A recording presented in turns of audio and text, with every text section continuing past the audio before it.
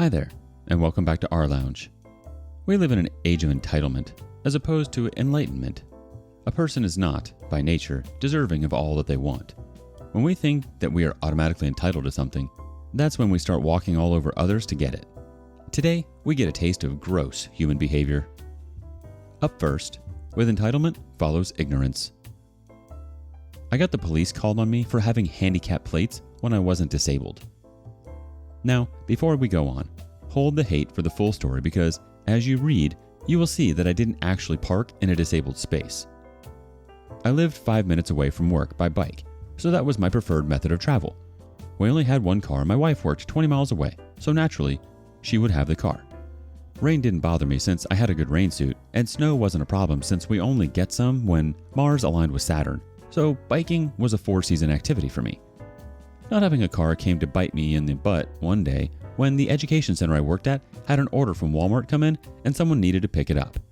As I wasn't doing anything at the time that was terribly important, the boss thought of me. I said that I didn't have a car and odds were it would be too big to carry on my bike. My coworker Danny offered me his truck and tossed me the keys. Problem solved. I was on my way. Now, this was the holiday season and so parking was dang near non-existent. Danny had handicap plates, but as I wasn't disabled myself, I looked for a legal to me space to park, even if it was out in the middle of no dang where. Now, a common theme with Wally World supercenters is that they're usually the store, a service road, and several satellite stores, usually fast food places. The only space available was quite literally the last space there was before I'd have to be crossing the service road and parking in Dunkin' Donuts. So I get out of the truck, and there she was. This was a decade before the Karen became a meme, so I just thought of her as nosy old bat. Knob for short. I like knob since it's pronounced the same as knob, which is a British euphemism for penis, and she sure was acting like a total dick. Now, Knob saw my very much not disabled self getting out of the truck and ran up to me screeching like a handheld garden rake dragged across a chalkboard. She was hollering that I wasn't disabled and I shouldn't be using those plates and how it sickened her that people like me stole spaces from people who really needed them.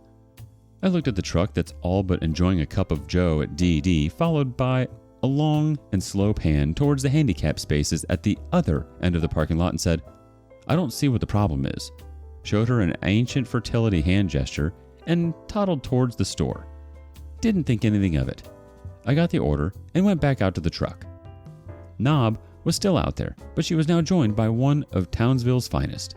Yes, this knob had flagged down a passing police officer, an officer who was looking very much like he was wishing that he could have the justification to tase her miserable, screeching butt. She saw me, raised her voice a few octaves, dogs in a 5-mile radius must have been wondering, "Ruck was that?" and pointed me out to the officer. Now, the officer looks at me with the look that clearly said, I already know the possible answer, but I'd not be doing my job if I didn't ask. I rolled my eyes and nodded with a look that said, "Yeah, I know. Do what you gotta do." He asked to explain. I did so saying that my coworker is disabled, missing leg, and loaned me his truck. I'm not disabled, so I didn't park where I wasn't supposed to. Officer nodded and sent me on my merry way. I 2-finger saluted him, smirked at Knob, got in the truck to the dulcet tones of her screeching that the officer's breeding was very questionable. His work ethic was in the toilet, and many, many more epithets, and drove away. Don't know what happened to Knob after that, but I like to think that I upset her to the point where an A-type personality like hers wouldn't let it lie, and it made the rest of her day miserable because she lost. Oh, wee lamb. Edit. Since there are a hell of a lot of people who don't actually read this post, here's the Google Earth of the Walmart in question. A highlighted section of where the disabled parking in the row is, spoiler alert, close to the actual store. And there I actually parked. Spoiler alert 2, the other end of the Graham row. Our first judgment comes from Dalda. The thing that too many people forget is that invisible disabilities exist. Heart disease isn't obvious. Neither are most mental illnesses. Just because you can't see someone's disability doesn't mean that it doesn't exist. Some Danish dude, 97, chimes in, "Exactly. I have pretty severe scoliosis, effed up back. I wear big, long coats that kinda hide it. Can barely keep up with friends when walking together because of it. I don't know how many times I've been degraded for walking with a limp and sometimes a walking stick for my right leg. Like, random people on the street will stop me to tell me how wrong it is for me to limp like that just to get sympathy, where in reality, I can barely walk due to the pain. So yeah, I also use only the right side of the backrest when I'm sitting in a chair, which has also always been a problem to people. Up next, Sabatica has this to say. Many spine-related injuries, including degenerative disc disease, can make walking difficult, especially in cold weather. Sciatica often accompanies. I have been dealing with this since the age of 20. Some people still ask what happened when I use crutches on a really bad day. Dragons Are Awesome Sauce has this. Sounds to me like that lady needed a good kick up the behind, unless that's what happened to your friend's leg and it got stuck up there. It's disgusting that she felt the need to run up to you and say that to you. Although you aren't disabled yourself, there are a number of disabilities that we can't see with our own eyes. So for her to just assume that you didn't have one is ignorant. You didn't park where you weren't supposed to. You didn't do anything wrong. She literally had no idea what she was talking about. She couldn't just mind her own business. She was trying to be all high and mighty, but just made herself look like a fool. People like her literally make people feel like crap. Like, what if you had a disability and she tried to tell you that you steal spots from people who really need it, even though you have every right to take any spot that makes your life easier? It definitely all came from a place of entitlement, and over something like a parking spot? Really? People just can't have any empathy nowadays. Is it every man and woman for themselves out there? Up next, a snippet of what privilege looks like. Man lies to me because he wants the aisle seat. Want to preface this by saying, this is not my story. It is my friend's and she wanted me to share this. She's written this, hence it is in first person point of view. I was traveling by myself for the first time and I'm only 18. I booked for the aisle seat specifically because I didn't want to be in the middle of two strangers, as that would make me very uncomfortable and conscious. I paid extra for the seat specifically for this reason. When I got to my seat, there was a middle-aged man, I would say around 30 to 40 years old, in my seat. Normally, I'm very socially anxious, and this time even more so as it was my first time alone. But there was no way I was going to sit in between two random strangers. So I did what anybody would do and informed him that this was my seat and showed him my boarding pass. He admitted it wasn't his seat, but that his coworker was on the seat next to him on the next row, and he wanted to be with him and instead offered me his seat, which he said was the window seat. The window seat is my favorite, but costs more. So in my head, I was getting a good deal, so I happily took it. I basically hopped, jumped, and skipped to take the seat and settled down happily. That was until another man, B, came and told me that I was in his seat, so I looked at A, expecting him to pull out his ticket, showing I was in his seat, but instead this man literally looks at me sheepishly and says that his seat is actually the middle seat, and said he hoped I didn't mind sitting in the middle. Not only does this man lie to me about his seat, hoping that the seat was actually empty, but he actually expected me to be okay with sitting in the middle. At this point, I'm raging a little. I might be socially anxious, but I'm not a pushover. I told him no. I only agreed because he said his seat was the window seat and that he needs to move to his seat or I will call the crew to sort this out. At this point, he just kept parroting the words, "My coworker's here. I want to sit next to him. Maybe you can be a sweet little girl and sit in the middle, just this one time."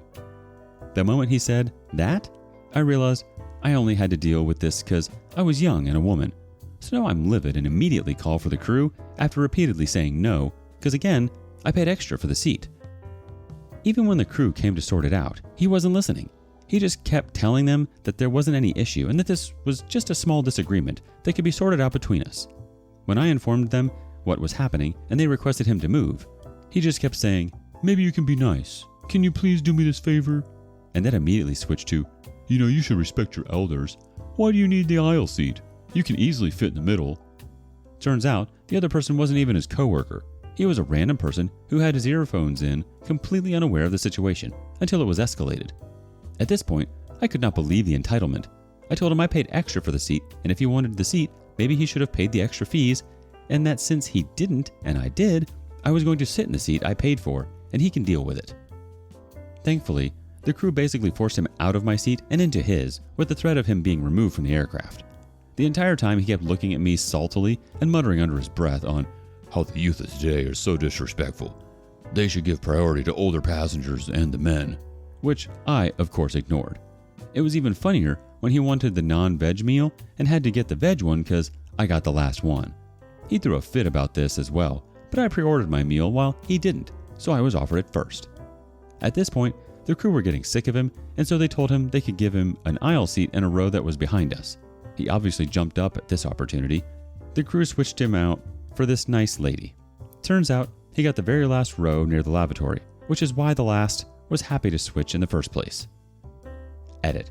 I posted it, and not my friend, because she's not a Reddit user. I tell her snippets of stories from this sub, and she thought you guys would have liked this gem. Edit 2. Thank you for the award, kind strangers. Also, for those who think this is man doesn't sound 30 to 40, I'm only estimating his age, and it's quite common in my country for people to call the younger generation the youth. I may be wrong about the age though, I don't really know. Our first reaction comes from Sucks to be that guy. I always book my seats when I book my tickets. Don't care about the cost. Friends tell me to wait because I can book free 24 hours before the flight, but the best seats are gone by then, so no thanks. I'm always amazed at the sense of entitlement so many people have today. Good for your friend for standing her ground. Charlotte Lucas OP has this to say. The moment he started muttering about respect for elders, I'd start tutting to myself how sad it was that some people's families just sent their senile elderly relations to travel alone when they clearly need someone to attend to them. Now that rationality and independence are out of their grasp, and they can't help being a rude nuisance who forgets their own seat assignment when left to themselves. Drig Save 1 says, 30 to 40 is middle-aged? And calling you youth? What? Absolutely not. Umishi chimes in, I'm 35. I'm okay with being middle-aged. What doesn't track for me is the language this dude used, like youth and respect your elders. I read 30 to 40 and imagined someone in their late 60s. Angloff's FFRNG says, I'm 39 and think the youth of today don't have respect for their elders. This story is a prime example of those bratty entitled crapheads, thinking that just because they paid for a specific seat, had tickets documenting it, and even thought ahead to reserve a meal entitles them to an aisle seat and the meal they want. That is some nerve this young lady has. What the heck? This guy sounds like he has a ton of useless things to say. To say little girl and give priority to older passengers and the men? That's an extremely old way of thinking. This guy needs to wake up. I feel like that's why you book tickets ahead of time, so that things run smoothly? But entitlement always makes people's heads bigger. There's a lot of selfish people out there who think the world owes them a little something extra, or that people should just move mountains for them. If everyone just cooperated, I feel like the world would be a lot less chaotic and way more peaceful. I think etiquette, manners, and respect for your fellow human is important, now more than ever. What are your thoughts? Next up, a side seat driver. Entitled coworker called the cops on me after I had to make moves to evade a road rage driver. Please note, for the information of everyone who's going to mention seatbelts being mandatory in their cars, my passenger was an intoxicated petite female coworker I did not know very well. I am very much larger than her. Yes, her not buckling up was a safety risk. I judged that risk to be less of a problem than potentially winding up in a confrontation when it was just us in an enclosed space. This was going to be an Am I the A-hole post until I found a freaking cop waiting at my house to give me a sobriety check. Earlier tonight, I went to an event my boss holds once a month, where everyone shows up to a fancy restaurant and has dinner and gets some human-to-human interaction, which my boss apparently felt was lacking. He pays for all of it, and I'm a fan of the food, less so the people, but I feel like that's life, and college wasn't so long ago that I'd turn my nose up at a free meal. The coworker in question found herself without a ride home and several drinks in after her ride had a family emergency and had to leave early. My car is cheap to run, so I offered to give her a lift home. It's worth noting that I am in no way, shape, or form a speed freak. I lost a loved one in a car wreck, and I am sure as crap not going to be doing that to someone else just so I can get an adrenaline rush. Coworker is the sort of girl that, when anxious, does not stop talking. Like, I'm not sure how she's able to breathe with how much she talks. For the most part, I don't mind. Just focusing on following GPS directions and getting her home safe with an occasional agreement noise thrown in. Then, a wild BMW with a hair up his butt decides he wants to play games. I'm not aware of anything I did other than drive a fancy electric car that could have drawn his ire. But on a highway that didn't have a small amount of traffic, this idiot started to orbit my car. He'd come up on the left, cut in front of me, way too close, brake check, then drop back on the right, and pull up so close he'd smell the exhaust if my car had any. I had no idea what this dude's issue was, and I had absolutely no idea if he was on drugs or could come close to cashing the checks his balls were writing around my car. I also had no desire to get into a car accident. The entire time, I'm realizing how dangerous this situation could be. Coworker is just chattering away. I kept trying to get a word in edgewise and couldn't, and eventually I got sick of waiting and just cut her off in a voice reserved for when crap hits the fan. Courtney, fake name, buckle up and please be quiet.